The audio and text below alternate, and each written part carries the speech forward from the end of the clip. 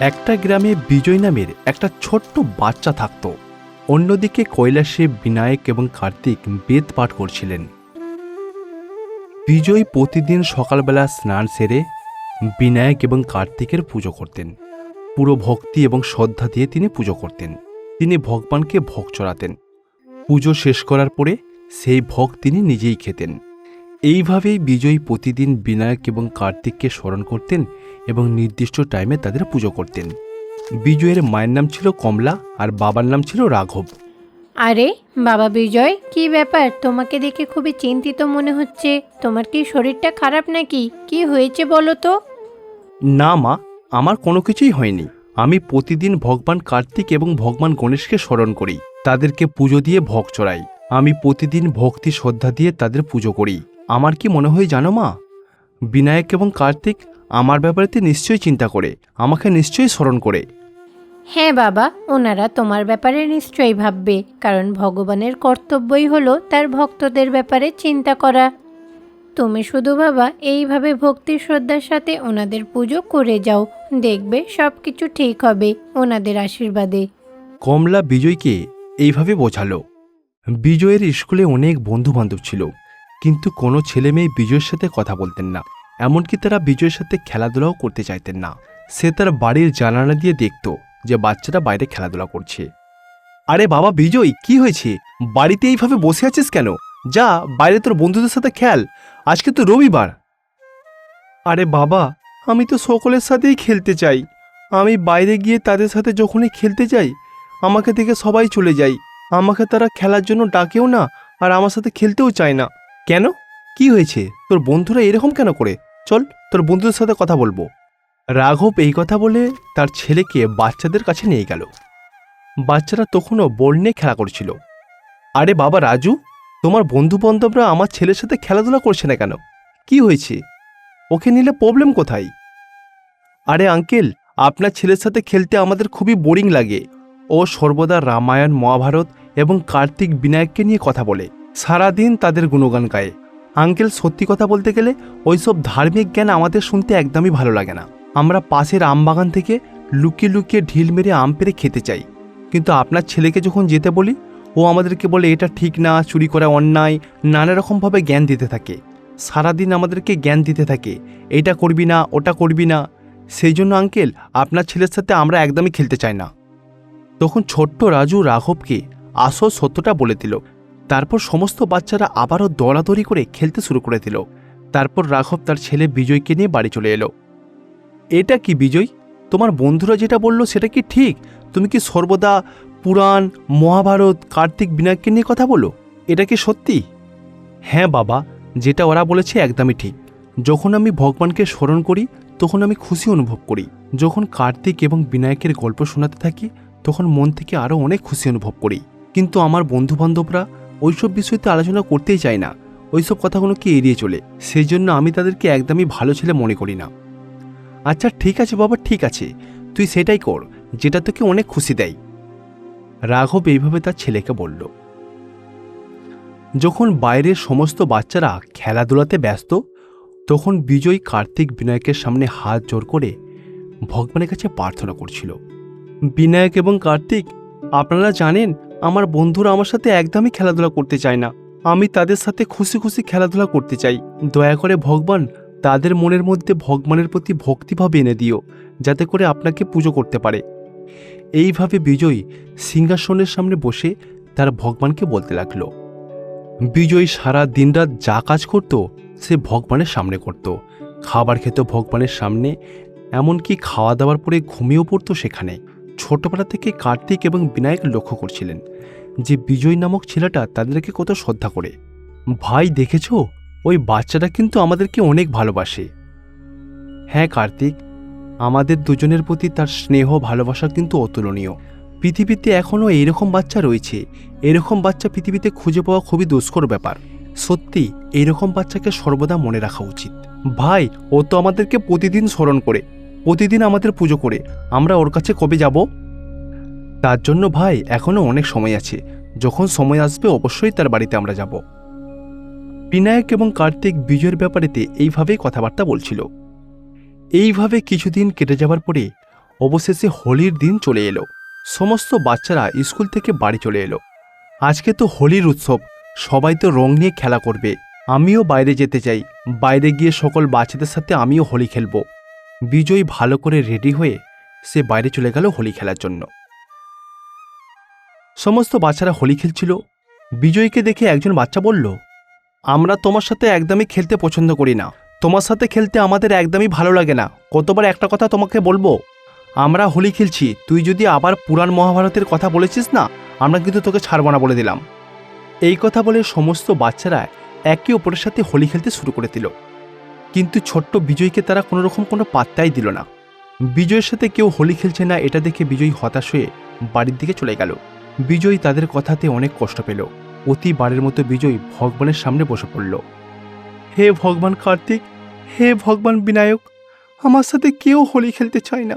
আমি বাড়িতে বসে বসে একা একা বোর হয়ে যাচ্ছি। সমস্ত বাচ্চারা আমাকে উল্টোপাল্টোভাবে কথা শোনায়। ভগবান, দয়া করে আপনি কিছু একটা ব্যবস্থা করুন। বিজয়বাবু এইভাবে ভগবানের কাছে প্রার্থনা করল। এইভাবে ভগবানের কাছে প্রার্থনা করতে করতে সে ক্লান্ত হয়ে ভগবানের সামনেই ঘুমিয়ে পড়ল।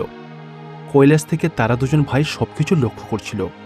বেচারা বিজয় না খেয়েই ঘুমিয়ে পড়ল।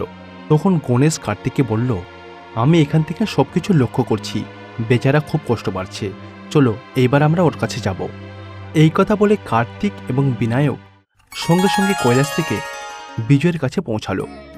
ভগবান গণেশ যখন গিয়ে দেখল যে বিজয় ঘুমাচ্ছে, সে তাকে ডেকে তুলল। বিজয়ের ঘুম ভাঙল। আরে, এটা কি আমি কোনো স্বপ্ন দেখছি নাকি? আমি তো নিজের চোখকে বিশ্বাস করতে পারছি না। না বিজয়, এটা কোনো স্বপ্ন নয়, আমরা সত্যিই তোমার কাছে এসেছি। বিজয়, আমি শুধুমাত্র কৈলাস থেকে তোমার জন্য এখানে এসেছি, তোমার সাথে হোলি খেলার জন্য। আমরা কি একসাথে হোলি খেলতে পারি? দেখো, আমি কৈলাস থেকে তোমার জন্য স্পেশাল রং নিয়ে এসেছি। বিনায়ক তখন বিজয়কে কৈলাস থেকে আনা রঙগুলোকে দেখালো। বিজয় রঙগুলো দেখে অনেক খুশি হলো। চলো বিজয়, সময় নষ্ট করো না, চলো রং খেলতে শুরু করে দিই। তারপর বিনায়ক, কার্তিক এবং বিজয় বাইরে গেল। বাইরে গিয়ে তারা পিচকিরি দিয়ে একে অপরকে রং লাগিয়ে তারা হোলি খেলতে লাগলো। তারপর বিনায়ক এবং কার্তিক তার ছোট্ট ভক্ত বিজয়কে আশীর্বাদ করল। তারপর ওখান থেকে তারা দুজন উধাও হয়ে গেল। তারা দুজন কৈলাসে চলে গেল। তখন কার্তিক কৈলাসে গিয়ে কিছু চিন্তা করছিল। আরে ভাই কার্তিক, কি হয়েছে? তুমি এত গভীরভাবে কী চিন্তা করছো বলো তো? তোমার কি কিছু চাই? দেখো ভাই, কাল আমরা খুশি খুশি অনেক হোলি খেলেছি। আমার ছোট্ট ভক্তের সাথে হোলি খেলে আমি খুবই আনন্দ পেয়েছি। ভাই, আজকেও আমার হোলি খেলতে ইচ্ছা করছে। চলো না ভাই, আমরা কৈলাসেই একে অপরের সাথে হোলি খেলি। ও আচ্ছা, এই ব্যাপার, ঠিক আছে, চলো ভাই কার্তিক, একসাথে খেলবো। এইভাবে বিনায়ক এবং কার্তিক আবারও তারা একে অপরের সাথে হোলি খেলার চিন্তাভাবনা করলো। আরে ভাই কার্তিক, আমরা তো কালকে গিয়ে সমস্ত রং বিজয়কে দিয়ে এসেছি, এখন তো আমাদের কাছে আর কোনো রং নেই। সে কি ভাই, কি বলো, একটুও নেই? আচ্ছা ঠিক আছে ভাই, এখনই মায়ের কাছে চলো, মাকে ব্যাপারটা বললে মা নিশ্চয়ই কোনো না কোনো একটা সমাধান দেবে। তারপর বিনায়ক এবং কার্তিক এইটা চিন্তা করে তার মা দেবী পার্বতীর কাছে গেল আর তাকে গিয়ে বলল যে আমরা হোলি খেলতে চাই। তারপর দেবী পার্বতী তার বাচ্চাদের জন্য প্রাকৃতিকভাবে রং তৈরি করল। সেই রং তার পুত্র সন্তানদের দিল। তারপর কার্তিক এবং বিনায়ক সমস্ত রঙগুলোকে ভালো করে জলের সাথে গুলে পিচকেরি দিয়ে দু ভাই একে অপরকে রং লাগাতে লাগলো। এইভাবে তারা দুজন ভাই কৈলাসে খুশি খুশি মনে হোলি উৎসব পালন করল। প্রাচীন সেই কৈলাসে মহাদেব শিব প্রতিদিনের মতো ধ্যান করতে ব্যস্ত ছিল। মহাদেব শিব গভীর ধ্যানে পৃথিবীর কার কথায় সমস্যা সবকিছু দেখছিল। অন্যদিকে ভগবান বিনায়ক এবং কার্তিক বেদপাঠ করছিল। ভগবান বিনায়ক তার ভাই কার্তিককে ওয়ার্ড বাই ওয়ার্ড ভালো করে বুঝিয়ে দিচ্ছিল যে কোনটার পর কি হয়েছিল। ঠিক তেমনই কার্তিকও তার দাদার কথা মন দিয়ে শুনছিল। আরে ভাই বিনায়ক, তুমি তো বেদের প্রতিটা পাঠ আমাকে খুবই সুন্দরভাবে বোঝাচ্ছ। তুমি যে বেদ পাঠ করে শোনাচ্ছ আর সুন্দরভাবে বোঝাচ্ছ, সমস্ত কিছু গল্প যেন আমার চোখের সামনে ভাসছে ভাই, খুব সুন্দর। আরে ভাই কার্তিক, আমি কেন, আমার জায়গায় যদি কেউ অন্য কেউ থাকতো তুই তাও বুঝতে পারতিস বেদ এতটাই সোজাভাবে লেখা। শুধু তাই নয় ভাই, তোকে একদিন মহাভারতও শোনাবো, মহাভারতও খুব সুন্দর। মহাভারত শুনলে তুই আরও খুশি হবি। মহাভারত? আরে ভাই বিনায়ক, মহাভারতের গল্প আমাকে শোনাও না, আমি শুনবো। আরে ভাই কার্তিক, আগে বেদের পাঠটা শেষ হয়ে যাক, তারপরে শেষ হয়ে গেলে তোকে মহাভারত শোনাবো। এইভাবে তারা দুজন ভাই বেদ এবং মহাভারত নিয়ে আলোচনা করছিল। অন্যদিকে মাতা পার্বতী তার স্বামী মহাদেবকে খুশি করার জন্য খুব সুন্দর একটা শিবলিঙ্গ তৈরি করে ফেলল। যাক বাবা, বহু কষ্টের পরে আমি এই শিবলিঙ্গটাকে শেষ পর্যন্ত তৈরি করতে পারলাম। মাটি দিয়ে কিন্তু এই লিঙ্গটাকে দেখতে দারুণ হয়েছে, একেবারে পাথরের লিঙ্গর মতোই দেখতে হয়েছে। মহাদেব কিন্তু এটা দেখে খুব খুশি হবেন। এইটা তো পুজোর জন্য তৈরি হয়ে গেছে, এবারে যাই, আমি ফুল তুলে নিয়ে আসি, এটার পুজো করা হবে।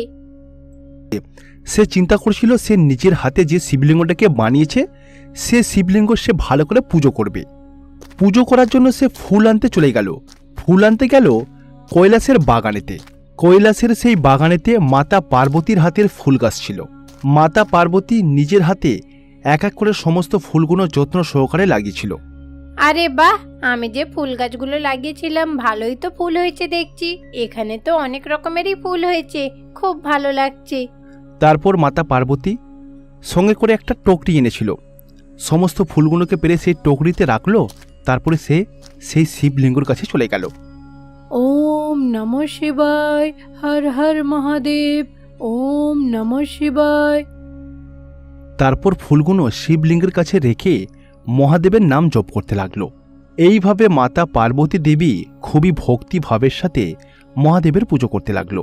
এমনকি পুজোর সাথে সাথে প্রসাদ চড়ালো। তারপর প্রদীপ জ্বালিয়ে আরতি দিয়ে পুজো সমাপ্ত করলো।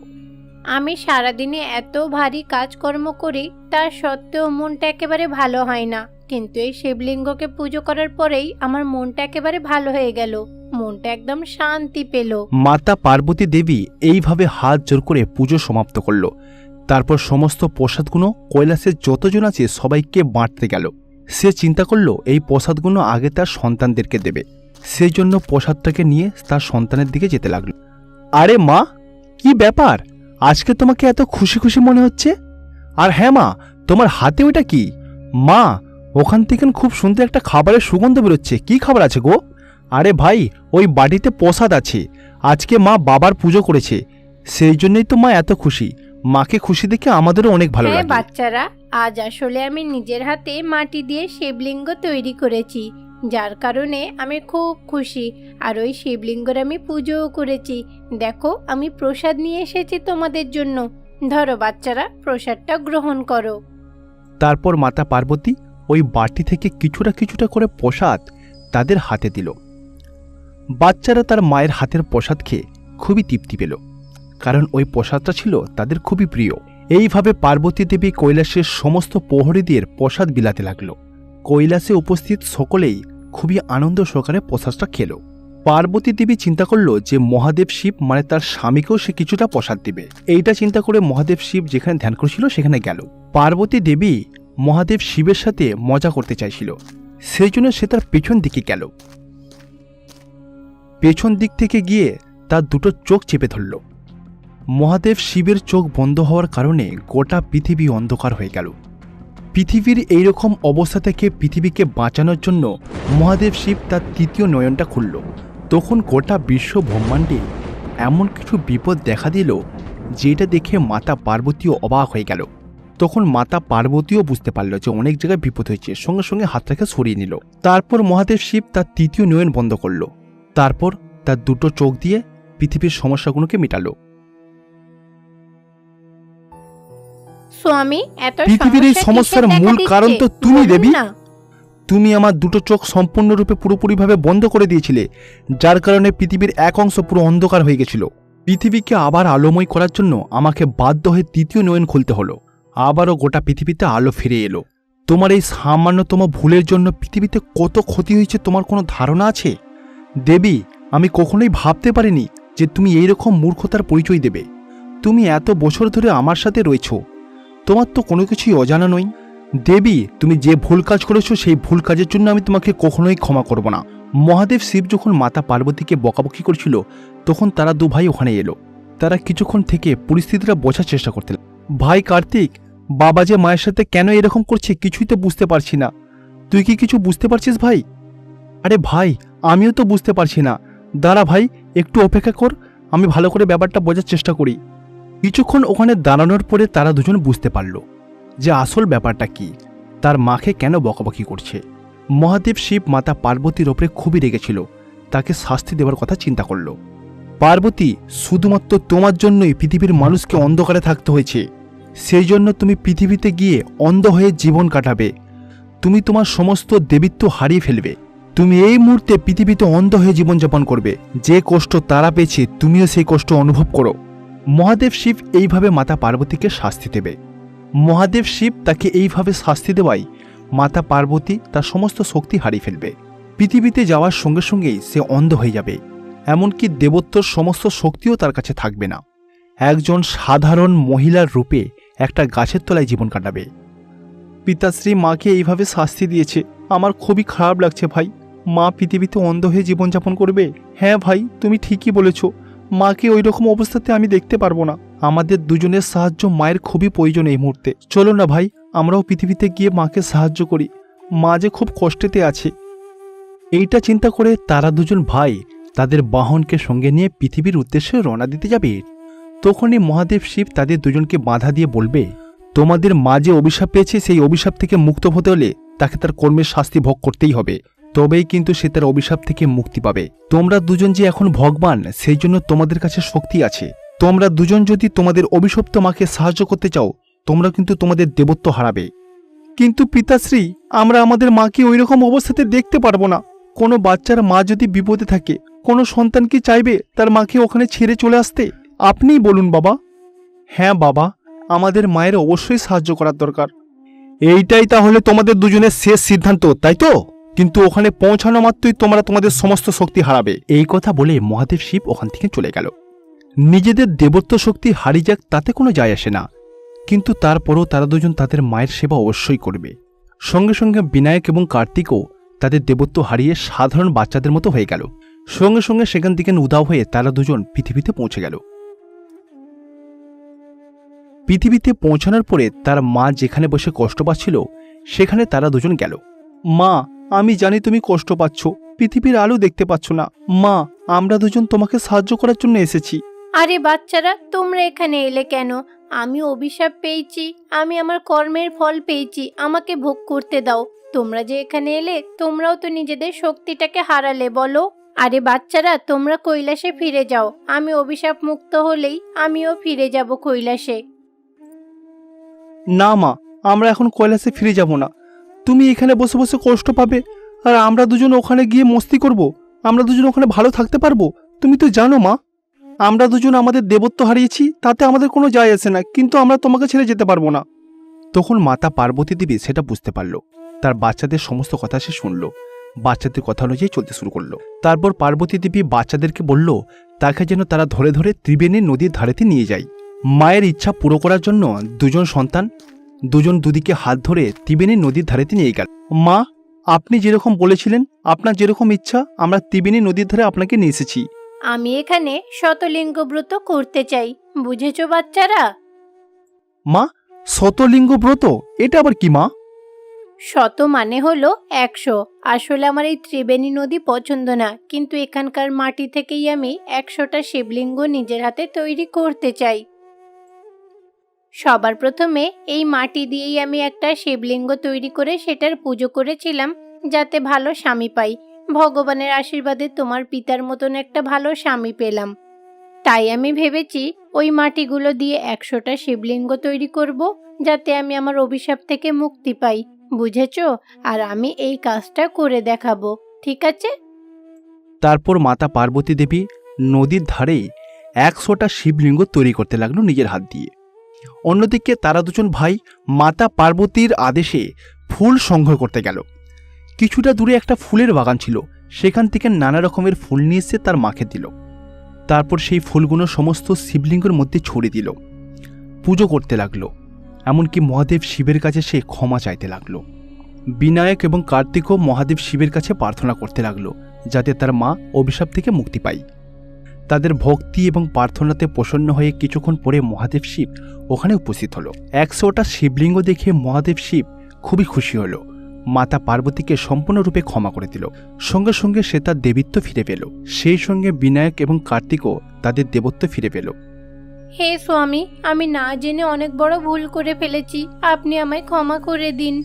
আমি সত্যি বলছি প্রভু, আমি ইচ্ছে করে এগুলো করিনি। আমি পৃথিবীতে কাউকেই কষ্ট দিতে চাইনি। আমি তো সবসময় সবার ভালো চাই, সেই কারণেই এইগুলো করেছিলাম। এইভাবে মাতা পার্বতী ভগবান শিবকে বলল। এইভাবে মহাদেব শিব, পার্বতী, কার্তিক, বিনায়ক সকলে মিলে আবার কৈলাসে ফিরে গেল। আজকের গল্প এখানেই সমাপ্ত করলাম। বন্ধুরা, ভিডিওটি ভালো লাগলে চ্যানেলটিকে সাবস্ক্রাইব করে আমাদের সাথে জুড়ে থাকবেন। ধন্যবাদ।